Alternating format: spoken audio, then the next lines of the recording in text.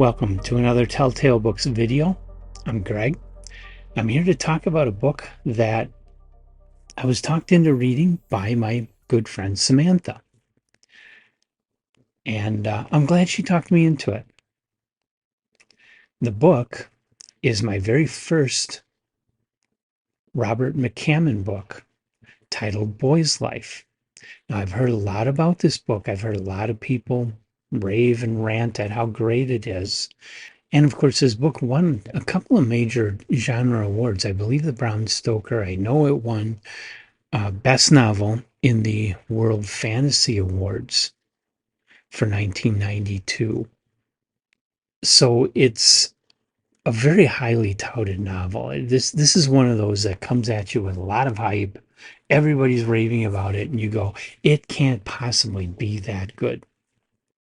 If you decide to pick up this novel, understand that it's different from the other McCammon works, which have made him famous. I mean, like I say, this is the first one I've read, but I know by reviews of his other books like Swan Song that he is very much a horror writer, um, often compared to Stephen King. But this book really isn't that much of a horror story. Let me tell you what I mean. The story here is you have a young boy and his father. And the story focuses on the boy. I forget his name. It's my usual thing that I forget names, even though I just finished reading this week. I can't remember the boy's name. Anyway, you got a young boy and his father. His father drives a milk truck. It takes place in 1964. And his father drives a milk truck, and the young boy is going with his father on his milk run route early in the morning. And they're driving along a road by a lake, and a car crosses the road in front of them and goes off, and the other side of the road goes over into a lake. Father pulls over, dives in to try and save the guy, finds out the guy's already dead. He's been horribly brutalized and handcuffed to the car. And then the car's sent over the cliff to try and make sure that nobody ever finds him. So they weren't witness to the actual murder, but they were witness to the attempt to cover up the evidence of the murder and get rid of the body. But they don't see the murderer, but the boy sees a figure in the woods on the other side of the road, but doesn't see more than just the motion of a coat. That then sets the stage for about a year in the life of this young boy as he lives in this small town and all the interesting things that happen. And there's a wide variety of things that happen. It's just the only thing you can compare this to is Bradbury, who McCammon admits is a major influence on his work. I'm not gonna give too many details from here. It takes the whole book before the mystery is solved, but you go through a lot of different things in the life of this boy in the meantime. And it's all stuff that, well, not a whole lot of us were 10 years old in 1964. I was born in 1964.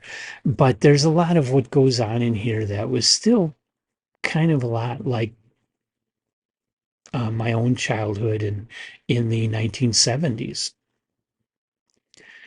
Though I didn't live in a really small town. Racine was a decent sized city.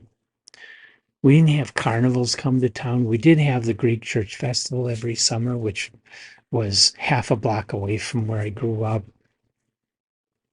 That was a lot of fun.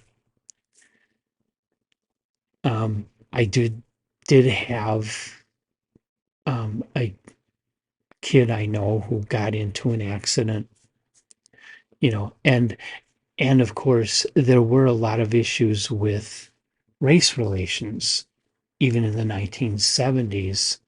Um, when I was in grade school, they experimented with busing kids from the inner city out to the white schools to try and mix people and try and help smooth race relations. And my experience with that is that it was a big mistake.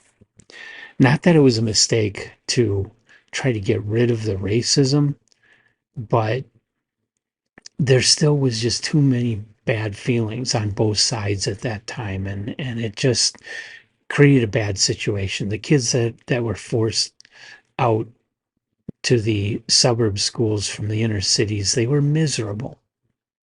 Anyway, off my soapbox, this book is all about our youth and growing up and the summers and school and friends and carnivals and going to the movies, sitting in the movie theater on Saturday mornings. That's all stuff that I went through too, and I remember. Um, so there's a lot of nostalgia to this book. By this point, you're probably thinking, well, okay, Ray Bradbury's Something Wicked This Way Comes is a very obvious parallel to this book.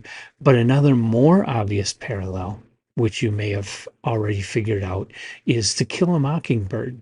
This story is so much like To Kill a Mockingbird with the whole, um, To Kill a Mockingbird had the whole court case that Atticus Finch was the lawyer for a black guy who was being wrongly accused of raping a white girl. In this story, you have a murder mystery, and the murder itself is not anything to do with black white relations, but you do have a whole section of this small town that is a black area. This is the South in 1964. Blacks were segregated, okay? There you do have this whole section of this town where all the black people, the African American people, um, are living. And so you do have Ku Klux Klan members that come into the story. And so you do have some race relations going on here. You do have the all the things of young kids growing up, just like in To Kill a Mockingbird. You don't really have anybody like Boo Radley in this book. Oh well, but the parent, it's I just I feel like McCammon sat down and said, "How can I rewrite To Kill a Mockingbird and make it different and original and do a really good job of it?" Because that's what he did. It's so much like To Kill a Mockingbird and yet different and original and good, very well written.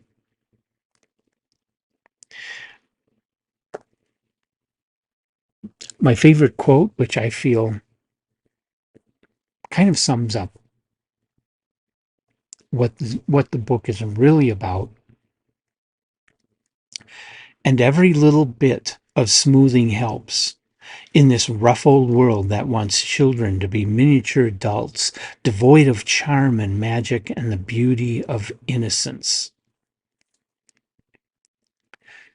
I think that I think that's a really excellent quote that's from the book, and I think that kind of captures the spirit of this book and what the book is ultimately trying to get to is that magic of this time in this in the I'm kind of thinking this is semi-autobiographical for McCammon because he did grow up in a small town in the South.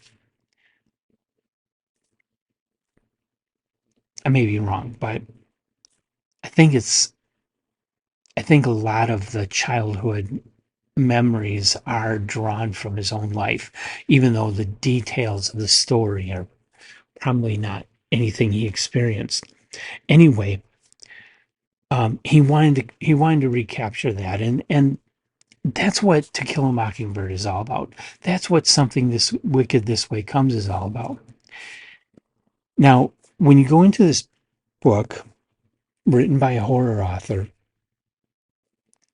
don't get disappointed by the fact that it's not a horror novel. It really isn't. At best, I would call this magic realism. There are some kind of supernatural things in it. There's this um, black woman called the Lady. I think she had a real name, and I can't remember it, of course. She's mostly referred to as the Lady, and she seems to have voodoo powers, seems to do magic, except all the magic that's done in this book could be explained by um, normal means, that it isn't real magic. So there's a supernatural element, but it isn't necessarily true supernatural, if you know what I mean.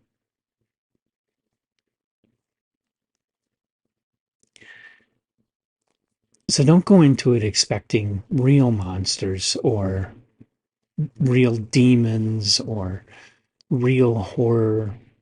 You're not going to get it. You're going to get some intense descriptions of certain things, but otherwise, you're not going to get. But what you're going to get is a really well written story, a really tense, really page turning story. It engrosses you, it grabs you. It's a wonderful book to read. So, recommended. I'm going to say not quite at the level of a top tail for me. And here's my reason. Because it is too much like To Kill a Mockingbird. It is too much like Something Wicked This Way Comes. And I feel those books are superior to this one, in my estimation. That's a personal opinion. Take it for what it is. I'm not giving this one top tail status, but only because it is so much like a couple of my very, very favorite books. And I feel those books did it a little better. But don't take that as meaning there's anything wrong with this book. And by the way, I didn't get a hold of a physical copy. Samantha had a really nice copy that she got, a really nice first edition, and right away wanted to read it and wanted me to read it with her. And I didn't have time to get a physical copy of the book, and I didn't find one that I really thought was worth the money anyway. So I didn't get a physical copy. I read this as an ebook in Apple Books, and the ebook is very excellent, very well done. I really liked it. Had a good time reading it. So nothing wrong with reading the ebook of this one, but there are, of course, some beautiful. Suntup just recently did a collectible edition, which is really well done. The one that I think I haven't had either of these editions in my hands to really see them. I've only seen photos of the covers online. The photo I've seen of the Subterranean Press edition of Boy's Life. Oh, wow. That one blew me away. I think that's the edition to have. And I would love to have that edition, but you can find copies of it, but get your wallet out. It's going to set you way back. So I don't have a physical book of Boy's Life, but I can recommend this to you. It you're gonna love it. Just don't worry about any of the issues I have with it. You're gonna love it. It's an excellent book, very well deserving of its reputation. Even if I personally don't feel it's as good as other people say it is, it I'm not knocking the book in any way.